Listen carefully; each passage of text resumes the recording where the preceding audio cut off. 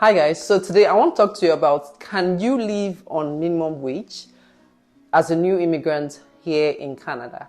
A lot of people are asking this question. This is one of the most profound questions in the minds of a lot of people who want to come here or who are already here as new immigrants. Can they live on a minimum wage job or survive on a minimum wage job while in Canada? So if you want to know the real tea, if you want to know how this works, then please make sure you watch this video to the very end. Now, everyone who moves to Canada or any country, Western country in the world, would need to look for a job, except if you get a job before coming to Canada, okay, from your home country.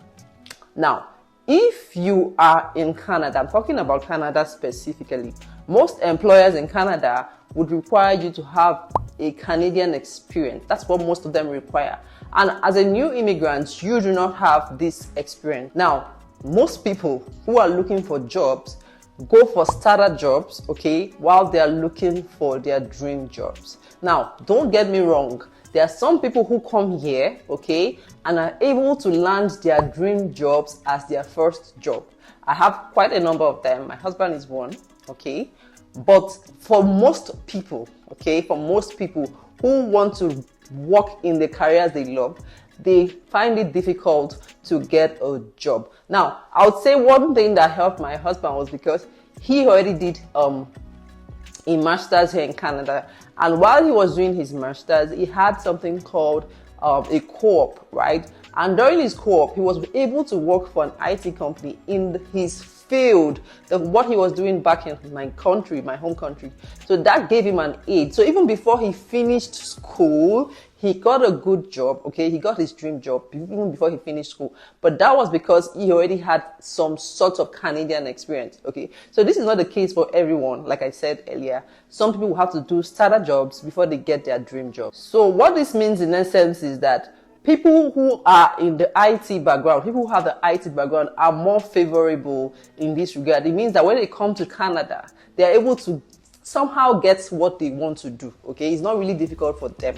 But most people need to do small jobs or, starter jobs, survival jobs, whatever you call it, before they're able to land their dream job. Now, survival jobs or starter jobs do not require a lot of skills and experience. So people do these things so that they can gain this Canadian experience, which they can now use to, apply for bigger roles that they want. So the question is, can you live on minimum wage here in Canada?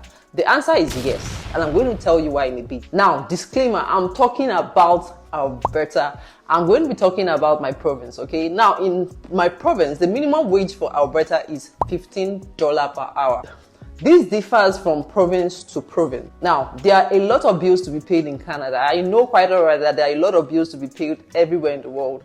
But right here in the Western world, bills do not wait for you, okay? So you have to be on your toes to make sure that you have something coming in so you can be able to afford to pay your bills at the end of the month or bi-weekly, as the case may be. I'm going to be giving you a breakdown analysis of what I'm talking about. Now, my analysis in this video is based on one person who wants to come into Canada by him or herself. So now, for one person, if you earn a minimum wage of $15 per hour, it means that at the end of 2 weeks, because here in Canada we are paid bi-weekly, which is 2 weeks, okay? At the end of 2 weeks, you get a paycheck of about $1,200. If you watch this video to this very point and you're finding value, please click on the button, the like button. That's one way to support my channel, and that's one way to tell YouTube that this video should go to more people. At the end of the month, it means that you'll be getting a paycheck of $2,400. At the end of 24 months, which makes 1 year, you'll be getting a total of 26 paychecks, totaling up to $31,000. $31,000 is not small money, guys. We are assuming that you're a new immigrant who have not immersed him or herself into, expensive lifestyle, or things that will take your money away from you. This is because you are yet to know a lot of places, so you might find it difficult to indulge at that particular period. Now, this is assuming that you not go start buying everything you see in the stores. You are not, attracted by the fancy things you see in the stores. What I'm saying in essence is that you must live a frugal lifestyle. You will still live a good quality life, okay, but you must be frugal. So guys, let's break this down a bit further. Let's talk about the most expensive, bill we have here to pay in Canada, which is your rent. Your rent takes a huge chunk of your income monthly. So if you're looking for a house, I would advise that you look for, or you focus on basements, okay?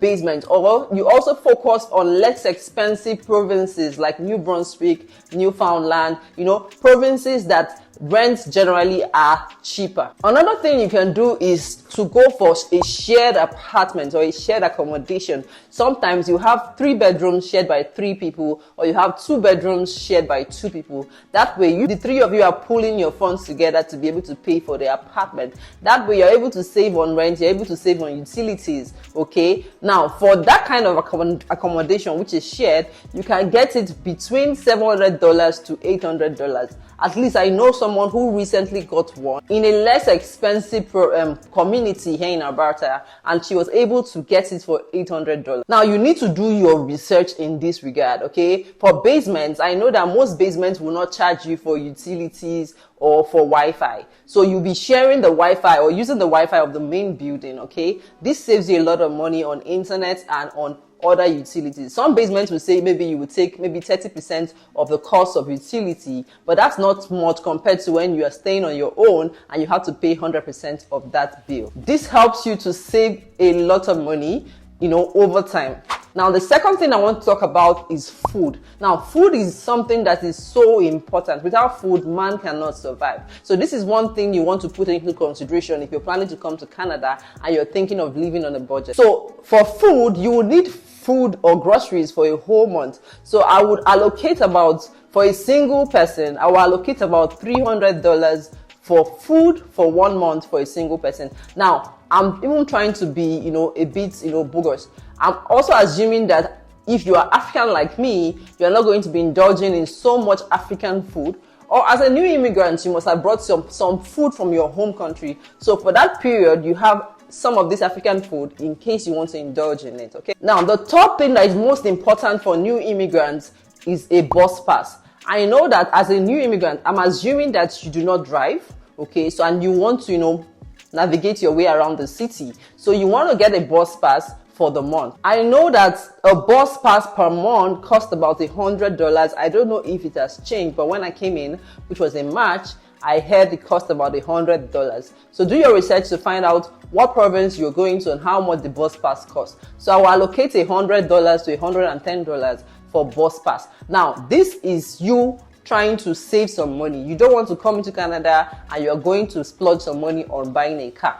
We are trying to live on minimum wage, okay? Now, the fourth thing that you might need is a phone, because you need to communicate with people back home and also communicate with people within Canada. Now, for the phone, you can bring the phone you use currently from back home, okay? You don't have to come here and buy a new one. You don't have to come here and meet a service provider to get a new phone. That will be you, taking out some money again from your paycheck monthly, and that is not needed as a new immigrant. You can survive on your existing phone. When you get a better job, you can then go to a service provider and pick their latest iPhone 15 if that's what you want. Now guys, these are all the basic necessities that you need as a new immigrant in Canada, at least in the first year of you arriving into this country. So your monthly expenses when you're living like this should be between $1,000 to about $1,300. This depends on the province you choose to stay in or the city or the community you choose to stay in. Guys, remember, I have not factored going out, eating out, all those small things we indulge in. I know that you do not need this for now. There are certain things that you might have to give up just to be able to live within the amount you have and still have enough to save. Remember that this is a starter job and this is a phase and it will pass. You want to live within that means so that you can have something to put at the side in case of a rainy day. Remember that when you are at this job, that's the starter job. You must keep searching for jobs. You must keep applying, putting out your CVs every day so that you can get something better and move on from that situation. Now guys, if you're a couple and you are able to come to Canada together and both of you are also able to land minimum wage jobs, then the situation will be a bit better. But remember that now you have two people, and you will need more food. So you want to put all of these into consideration. So guys, as a single person who earns about 2,400 monthly, okay, and has expenses totaling about $1,300 monthly, that means that at the end of the day, if you live within this means, you would have about 1,100 to save. And if you're frugal, maybe you can have 1 or 2 eat out in that amount, and you're able to save at least $600 to or $500 to $600 monthly. That is a good way to start. But as a couple, if you're coming together and you're able to, land 2, starter jobs or, survivor jobs or minimum wage jobs, that's the right word to use, then you have more money to save, because even though your food budget has increased because you are now 2, your rent remains constant, and because your rent remains constant, you are able to have much more money to save as a couple. Something I forgot to add to this video is that most people who you see in Canada today who are successful, who you admire, have one time in their lives had to go through a minimum wage job. Not everyone did, but most people had to go through this link. So it's not a strange one. It's something that most people have done, and it's not new, okay? So remember, it's a phase and it's going to pass. Guys, I hope that this video would help you to decide if relocating to Canada is worth it.